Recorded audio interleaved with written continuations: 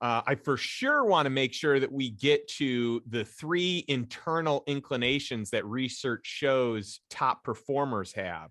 I think that is fascinating and very applicable to my audience that's pretty hard charged and, kind of gets things done. Yeah. Well, the thing about the internal inclinations, so these are inclinations that top performers have that just come naturally for them. And so if we can understand, is this naturally occurring or does it need some work? This isn't a, oh, you don't have them, you're going to fail. It's okay, you maybe don't naturally have all of these. Let's do some skills. Let's follow some steps to build those so they feel a little more like their internal inclinations and not kind of misaligned. So the first one is curiosity. The second one's an outsider perspective. And the third one is an ability to move on it. And so let's start with curiosity. When I was thinking about this, I said, well, like what just comes to mind when I say curiosity? Curiosity killed the cat came up first. And I'm thinking, well, where did that even come from? And actually in 1910, there was this cat that got stuck in a chimney and it made national news for like 5 days. Like it must have been a very slow news week. But this cat ends up dying in the chimney. But what a terrible thing to teach our kids that if you're curious, you are going to die. The curiosity killed the cat. That's not how kids view the world. The other day, my 7 and 10-year-old daughters were outside with my 4 and 6-year-old nieces. So 4 little girls screaming, running around, and then it got really quiet. And that's always usually a bad sign, when you're kind of babysitting your nieces and your kids. And I go outside and they're all standing around this dead mouse.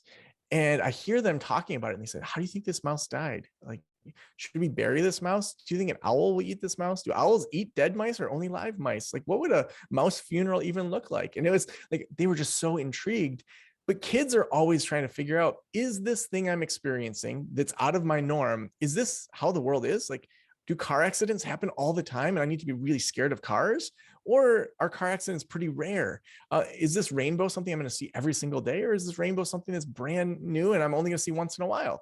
And so as kids, we are curious, but people that maintain that in business, they have a posture that just helps them succeed more. So if they run a huge Facebook ads campaign, maybe it stretches their budget, maybe it's $1,000, $10,000, $100,000, whatever that stretches your budget, and maybe you don't get the results that you expected. Top performers will be curious about that and say, wow, we got some really interesting data here that tells us what our audience completely doesn't want. Now, nobody wants to waste money. Nobody wants to have, quote, failures. But if you can have that curious perspective instead of a pass fail, that's where you can really succeed. That, So by no, the way, yeah, that's really good. Instead of pass fail as the litmus test or the barometer, it's a curious approach. What's the lesson? What do we learn? It's not right, it's not wrong. It's just, here's what happened and what can we learn from this situation? yeah, it's a much more experimental mindset where the industrialists taught us, here's the 5 steps. You always do these 5 steps. You stay in the box. It's very prescriptive. I would say the post-industrialist way of thinking is more like a menu to say, hey, we're going to try these things. We're going to see if it works. We're going to adjust as we go. And if it doesn't work, we're not going to have a bunch of shame over it. We're going to go back and we're going to reinvigorate ourselves.